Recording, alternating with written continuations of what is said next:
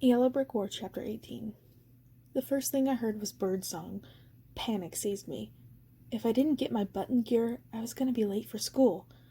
My eyelids seemed to be stuck shut. I lifted one hand to rub them, and winced in pain coursed through my body. Everything hurt, from my head to my toes. Moving only made it worse. Something heavy was pinning down my other arm, and the birdsong I was hearing was nothing anyone in Kansas would recognize. For one thing, it was all the wrong notes. For another, it was coming from the ground.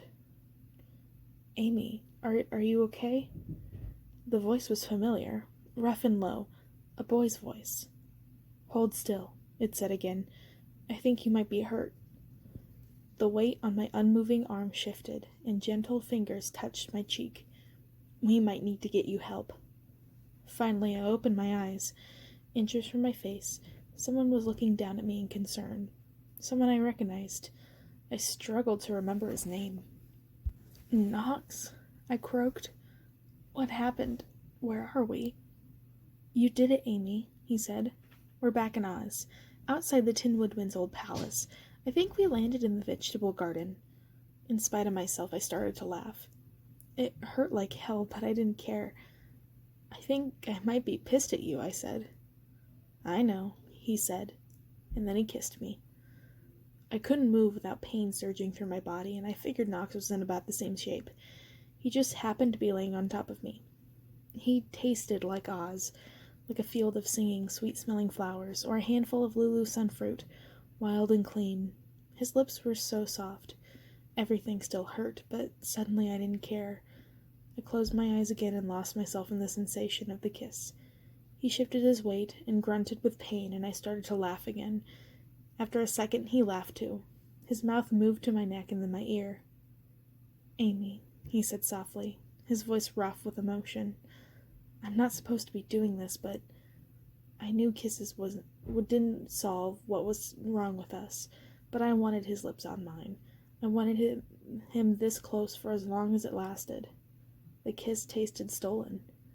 Someone coughed loudly, and he jerked his head up. I yelped as his movement set off a new chain of aches in my body, and then opened my eyes reluctantly. Mombi loomed over us, a frown of disapproval across her face. How did you get here? Knox said, bewildered. How do you think? We're all bound together through the magic of the Quadrant. As one of the Quadrant witches, Knox, you are connected to us now, Gert explained. We can see what you see and feel what you feel. Wait. Did that mean I just made out with all of them? That thought was too disgusting for words. Gert raised an eyebrow at me before continuing.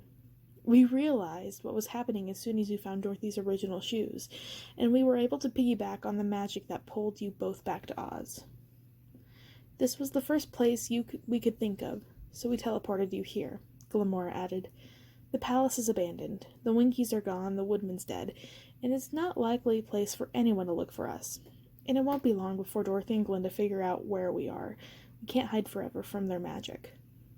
I waited for them to tell me what a good job I'd done in finding the shoes, but Mombi wasn't done tearing Knox a new one. You know better, she snapped at Knox. This isn't a game. You disobeyed us in the other place, and you're disobeying us now. I thought we were equals now as the members of the Quadrant, Knox said matter-of-factly. Had Knox ignored their orders in Kansas in order to watch over me? That would explain why he'd shown up out of nowhere in the school. I darted a glance at him, but he wouldn't meet my eyes. You have a responsibility to Oz now that it is far greater than anything else, Mombi yelled. Is that somehow unclear? Mombi was the most pissed I've ever seen her, and that was saying something. Knox looked like a little kid who'd gotten busted stealing cookies as he jumped to his feet, apologizing in a babble. I know, Mombi, he said. I'm sorry, you're right. She was still looking at him like he was a piece of something rotten she'd gotten on her shoe. Do you take the Quadrant seriously or not, Knox? There are others who could take your place. There were? I glanced at him. He looked startled. If there were other witches who could take Knox's place, maybe that wasn't a bad thing. Maybe he could just retire. Maybe we had a chance at being together. Stop it, I told myself. I was behaving like I was back in high school. There was way more important than my feelings, or Knox's. I will do my duty, he said quickly, not looking at me. I couldn't help a flash of hurt at how easy it was for him to give me up, but I told myself to quit being such a baby. We believe you, Knox, Gert said, much more gently than Mombi. I know this is difficult for you. She looked at me. We must all make a sacrifice for the greater good, she said, and I felt certain her words were directed at me. Amy, you're badly hurt, she added. You need the healing pool, but I'm afraid we don't have that luxury here. Hold still, please. I could feel the warmth of her magic spreading from her palms and flowing through me. I could sense it probing outward into my arms and legs. At first it felt good, like getting a really great massage. But you know how there's always that moment during a massage when you're like, okay, that's enough? Gert crossed that line, and then some. I yelped in agony as her spell wrenched my bones and muscles, shoving them into place and knitting them back together.